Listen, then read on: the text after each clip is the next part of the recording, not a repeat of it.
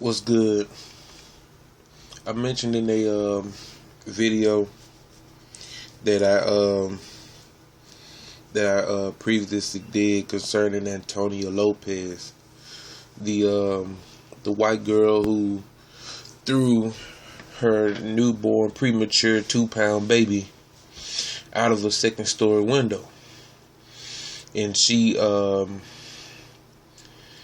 was given 50 days of community service and told to delete her Facebook account. Right? So I mentioned in that video a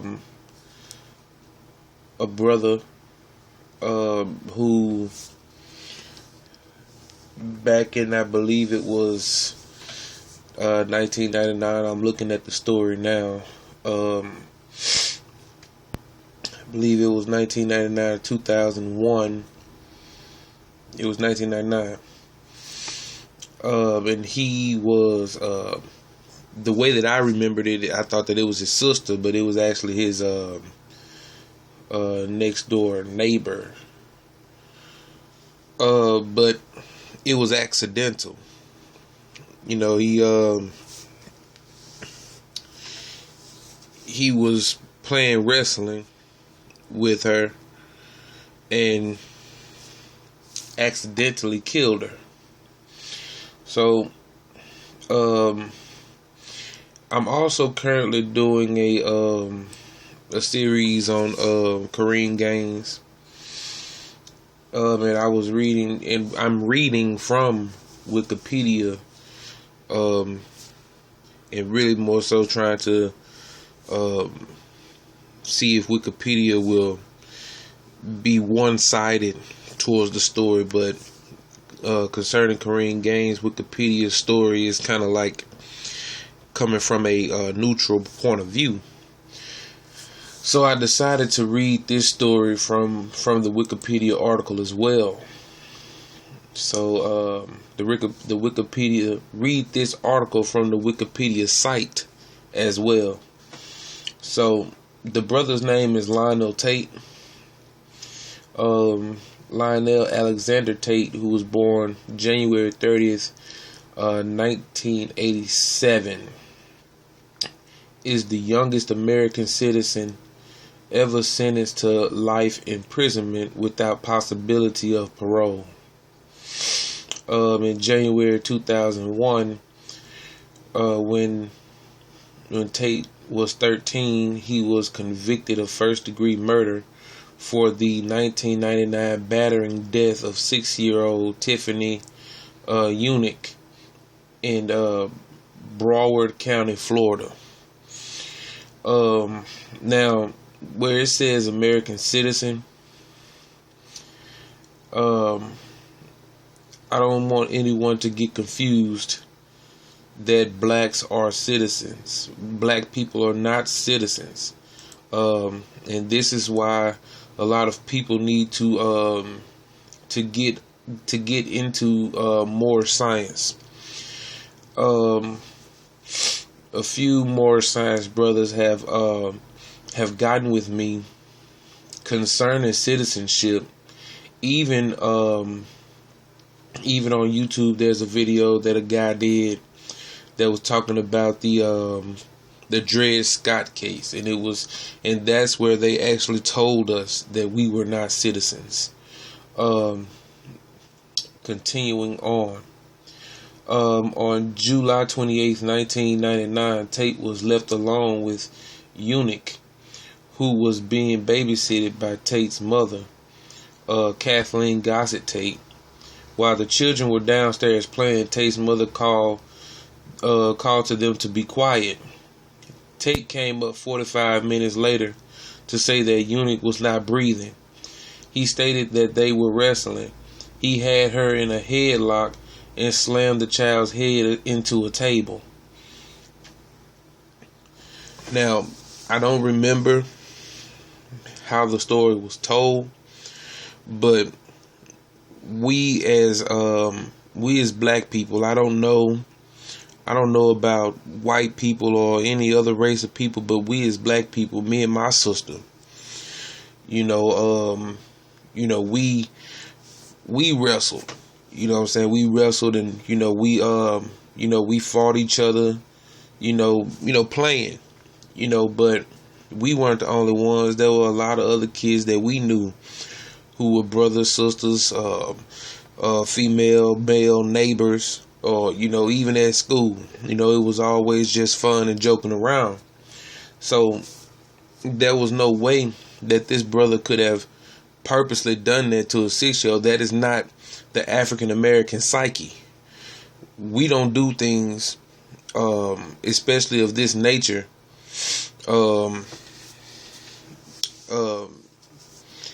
It's not in our nature to do things like this. This is with the intent of murder. That's not something that black people naturally have in us. By nature, black people are very passive. Very passive people. But I'm not going to touch so much on that right now. The conviction: Tate was convicted of killing Eunick by stomping on her so forcefully that her liver was lacerated. Her other injuries included a fractured skull, fractured rib, swollen brain. These injuries were characterized by prosecution as similar to those she would have sustained by falling from a 3-story building. I remember hearing 3-story. That's why when they said 2nd story concerning the Antonio Lopez incident, I thought about this story, and this is why I thought about it, because I remember hearing the 3-story building quote from a news reporter or whoever was covering the story at that time. Because hell, in 1999, I was every bit of 10 or 11. So I barely remember the story, but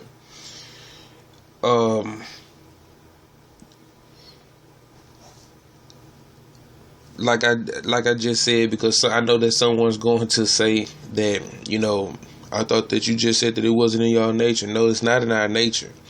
And majority of the time, a lot of black kids do get carried away. And that's what I believe that this brother did. You have to think, you have to really think about how wrestling was received by fans in the late 1990s and early 2000s. That's actually when you had the best of the wrestling that everyone remember: Rock, Stone Cold, Goldberg, Undertaker, all these type of wrestlers here. And a lot of those people were in the prime of their careers, and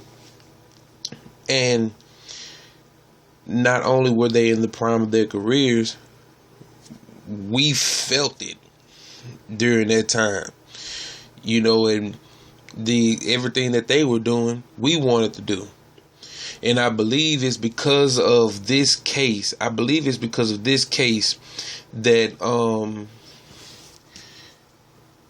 and I personally believe it is because of this case that WWE started putting disclaimers at the beginning of their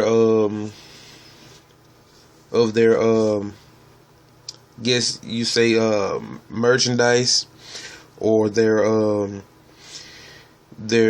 DVDs, VHSs at that time. All of their promotions. They always put a disclaimer at the beginning, letting you know, do not try this at home. But it is solely because of, I personally feel it is solely because of this case that they did that, because of the injuries that the child sustained. Now, I also want to touch on the fact that this brother may have not had any friends. he may have not had any friends who he could have played with like that. We're talking about a 13-year-old boy who doesn't know anything about anything. He's still learning life. Okay?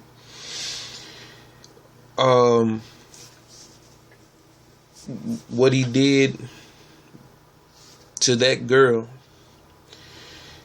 he could have done to another boy, and nothing would have happened. Around his age, those injuries wouldn't have been sustained. We're talking about a 6-year-old girl. You're saying that he stumped her so hard that all of these injuries happened. I don't believe that he, so the word here is forcefully. I don't believe that he forcefully did it. You have to keep in mind that this is yes, he's 13, but he also knows that this is a girl who he's playing with. He knows that, we just playing. We subconsciously, we know that we're tough people. And I believe that that's what he subconsciously thought, or he wouldn't have done it. You see what I'm saying? It's not me making an excuse for him. It's me showing how the system treats blacks compared to the way that it does whites. If a white boy would have done this to his sister, the conviction or the sentencing wouldn't have been so strong. Matter of fact, this boy would have just been getting out of jail now if it was a white boy. In sentencing Tate to life imprisonment, Judge Joel T. Lazarus, a Broward County circuit judge, said that the acts of Lionel Tate were not the playful acts of a child. The acts of Lionel Tate were cold, callous, and indescribably cruel. Now, let's see here. What I'm going to do is I'm going to look up this judge, because I really believe that the judge was white at that time. But not at that time, but the judge that handled this case was white. Let's see. Yeah, this is a white judge. And before I look up where he's from and this, that, and third, and it doesn't say, I don't think, but he gained his fame and notoriety from sentencing this brother to life without the possibility of parole. He made history, okay, by sentencing this young man to life prison, and I believe that he wanted to do that. But what I wanted to say was, white people don't know how black people come up. They don't know how we play as children. Okay. When we were kids, we played all kinds of ways. Ways that white people do not play. Matter of fact, it's just like when we get on the playground with white kids, we're not used to the games that they play. And when they get on the playground with us, they don't know the games that we play. Okay, and that's just society in general. It's just like one country trying to tell another country what is moral and what is not. Every country's morality is based on those people who live in that particular country. The same thing applies to us. We have been put inside of a country, within a country, the ghettos, and people like this judge Joel Lazarus, they They thrive on off of their own ignorance. They thrive off of their own ignorance. They don't know how we live. They don't even care to know how we live. It's not until we actually do something to them when they start sending psychiatrists and statistic makers into our neighborhoods and talking with the more social advanced black people in our community, not the ones that they consider thugs and hood rats and things of that nature. But moving on to the sentence and the controversy. The sentence and controversial. The sentence was controversial because Tate was 12 years old at the time of the death, and his victim was 6. He was the youngest person in modern U.S. history to be sentenced to life imprisonment, bringing broad criticism on the treatment of juvenile offenders in the juvenile system of the state of Florida. Michael Eric Dyson commented in January 2004, "In this country, we would rather put Lionel Tate in prison for a mistake he made at 12 or 13 years old, dooming him to a life of perpetual suffering in an adult situation where we're not rehabilitating him, but instead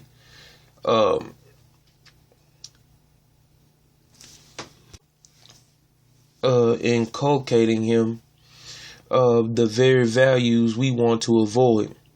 We're teaching him and others like him how to become the very thing we want to reform.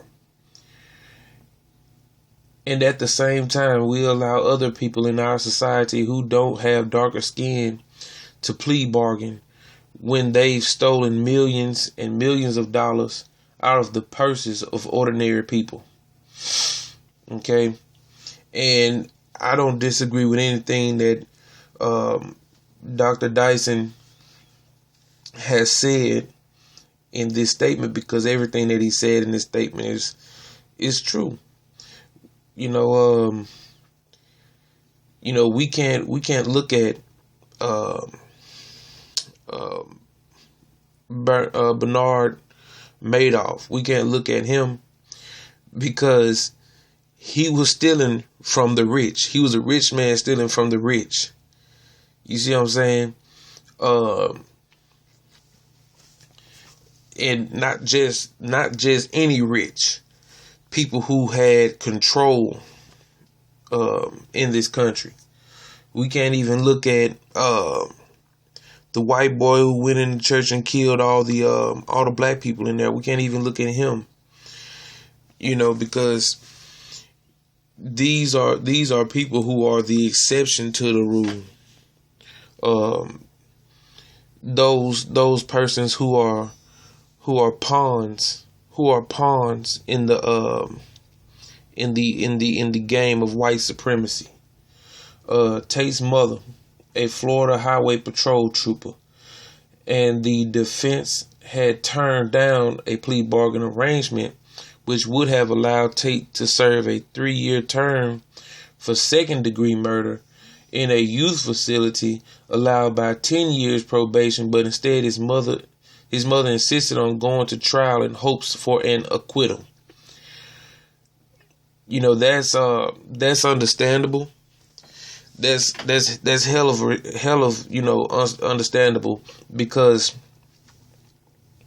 it's still saying that he it's like saying that he did do it. You see what I'm saying? And why should anybody go to jail for something that they didn't purposely do? That is what jail is supposed to be for. Jail is supposed to be for those criminals who intended on committing crimes. jail is not a place of rehabilitation. They could have put him in juvenile. They could have put him in a some type of mental institution. Okay. See, instead of trying to learn us, they created a stereotype and taught the world to be afraid of the stereotype that they created. You know, and I'm actually writing a paper on that now. Florida statutes, this is the felony murder controversy. Florida statutes required the jury to convict Tate of first-degree murder, even if the jury did not believe that he intended to kill or injure anyone. All that is required was that Tate knowingly abused another child who died as a result. But see, that goes back to what I was saying earlier. He was a kid who didn't know nothing from anything. In our subconscious, we know that we're strong black people. We know that. So when we play with each other the way that we play with each other with the intent that the person that we're playing with can take whatever we dish out to them. But they don't know us and they don't care to know us. Let's see, where are we? The rule for such convictions is known as the felony murder rule. The sufficient conditions of the felony murder rule were listed by the judge, Joel Lazarus, during sentencing. Thus, Tate was sentenced to life in prison without the prosecution having to prove that he intended to kill or injure, or realize that his acts are likely to kill or injure, or even that a typical child of his age would or should realize this. You see what I'm saying? This is what we talk about when we talk about white privilege and white supremacy. You see what I'm saying? The privilege here that is denied us is what I just read. Where is it? Tate was sentenced to life in prison without the prosecution having to prove that he intended to kill or injure, or realize that his acts were likely to kill or injure, or even that a typical child of his age would or should realize this. What did they do to Dylan Roof? They tried to say that he was mentally unstable. They tried to say that he had a mental issue in order to avoid life in prison or to avoid the death penalty. This boy didn't receive any of that. That's the privilege on Dylan Roof's part. That's the privilege on the white girl who threw her baby out of a second-story window. Delete your account, your Facebook account, and 50 days community service. That's a slap on the wrist. This boy was condemned to hell for accidentally. Look, Dylan Roof knew what he did. He said that he knew what he did, and they still tried to make excuses for this boy.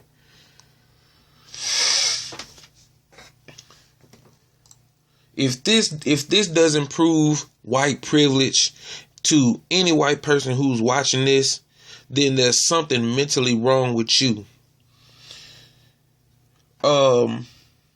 Critics, such as various groups listed in the amicus brief attached to State's appeal, assert that convicting preteen children of first-degree murder without having to prove these children intended any harm, not to mention serious injury or death, is unacceptable. It is unacceptable. After the conviction, the prosecution openly joined Tate's plea for leniency in sentencing, and even offered to help in his appeal. The trial judge criticized the prosecution for comparing the integrity of the adversarial system and said that if the prosecution felt that life imprisonment was not warranted, they should not have charged him with murder in the first place. In January 2004, a state appeals court overturned his conviction on the basis that his mental competency had not been evaluated before trial. That always happens to us, right?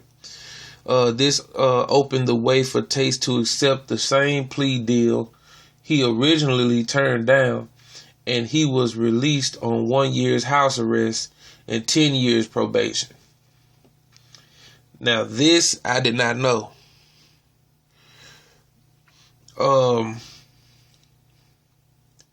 Let's see. Probation violation. January 3rd, 2004, Tate was detained and held in prison for violating the terms of his house arrest when he was found outside his house and carrying an 8-inch knife. On October 29th, the Associated Press reported that Tate was placed on zero-tolerance probation for an additional 5 years. On November 30th, Tate was allowed to return home to the home of his mother, Kathleen Grossett-Tate. The family had been staying with. Asked that he be removed because frequent visits by state probation officers were too stressful. Okay. Now, I'm just overlooking this as I read because I was confused for a second that they have a picture of him older, in his 30s. And he's I don't know, man. I think that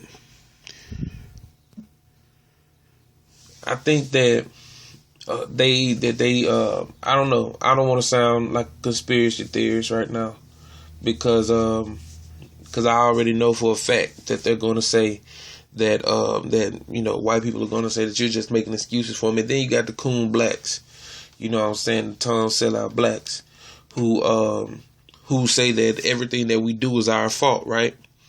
Okay. I'm going to read this and I'm going to give my spiel. On May 23rd, 2005, Tate was charged with armed burglary, with battering, armed robbery, and violation of probation, the Broward County Sheriff's Office said. Tate threatened Domino's pizza delivery man Walter Ernest Gallardo with a handgun outside a friend's apartment after phoning in an order. Gallardo dropped the 4 pizzas and fled the scene. Tate then re-entered the apartment, assaulting the occupant who did not want Tate inside. Gallardo called 911 upon reaching the Domino's store and returned to identify Tate. The sheriff's office said in a statement, no gun was recovered. On March 1st, 2006, Tate accepted a plea bargain and was sentenced to 30 years imprisonment in a sentencing hearing in April 2006.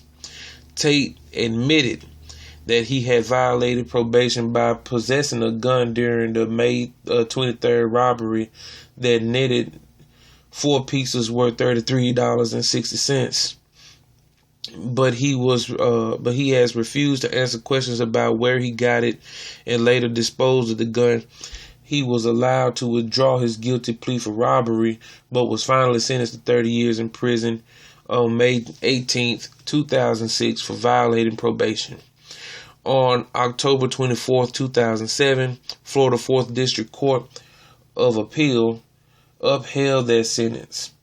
On February 19th, 2008, Tate pled no contest to the pizza robbery and was sentenced to 10 years in state prison. The sentence will run concurrently with his 30-year sentence for violating his probation. Now, what I wanted to speak on was concerning this part here. This is where you will say, where a lot of white people will say that what he did was his fault. And on the outside looking in, it was his fault. He's still in jail because of something that he did do. But why?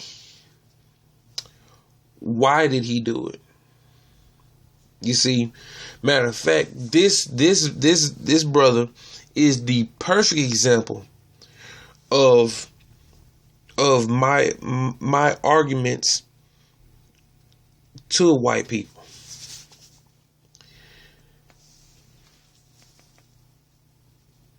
You created the stereotype and you taught the world to fear it. Right after he was released from prison. Right after he was released from prison and put on house arrest. Okay. You don't know what people he got in cahoots with to make him do certain things. See, in the society that we live in, we, black people, those of us who still live in the hood, we fear the police and we fear the thugs. But the thugs, they aren't thugs because they want to be.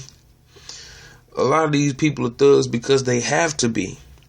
And why is that? That's because of the society that was created by white supremacy. Now, let me put it like this. If you are a humble, meek, humanitarian type of person, and I give you a drink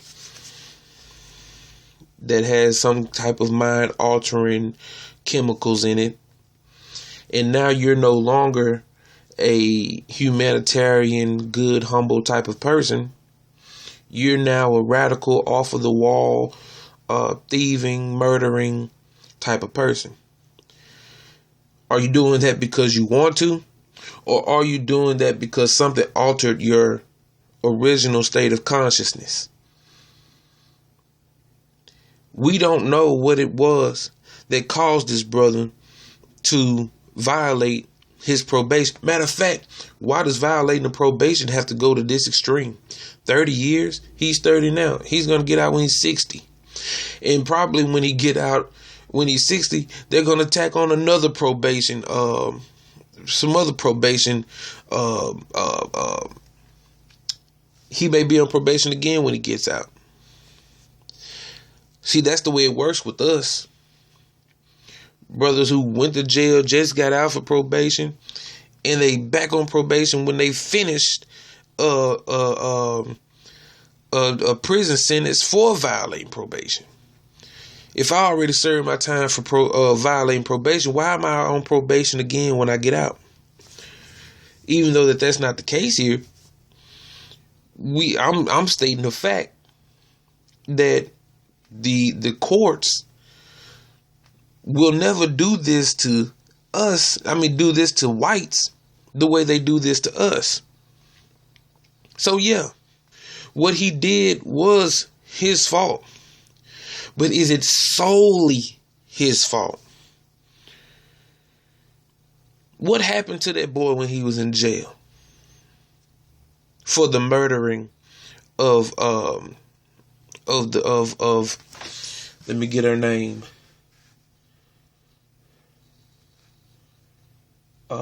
Tiffany Eunick. What happened to him? I believe something happened to him while he was in prison. And then not just that. He's constantly getting visited by probation officers. And there's no telling what the probation officers is telling him. These probation officers is probably black sellout ass Toms who, in order for them to keep their I'm not gonna get on that. But right now, I just want to speak. I'm just speaking on the privilege that white people receive when they do the things that they do, and the way that the courts treat us when we do the things that we do. So, like, subscribe, leave a comment, let me know what you guys think, and I'll see you guys in the next video. Peace.